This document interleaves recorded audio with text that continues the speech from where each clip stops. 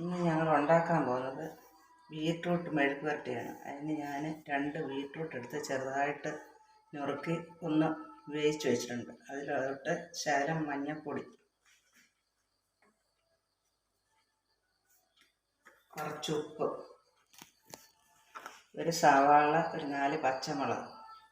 സവാള അതുപോലെ തന്നെ നുറുക്കി വെച്ചേക്കുവാണ്.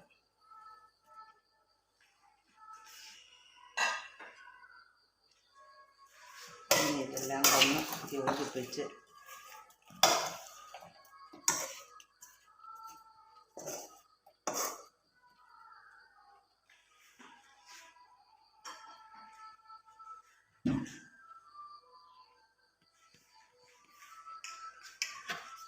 ഇതിലോട്ട് കുറച്ച് വെളിച്ചെണ്ണ ഒഴിച്ച് കൊടുക്കുന്നു. ഇതിന് കുറച്ച് വെളിച്ചെണ്ണ മതി.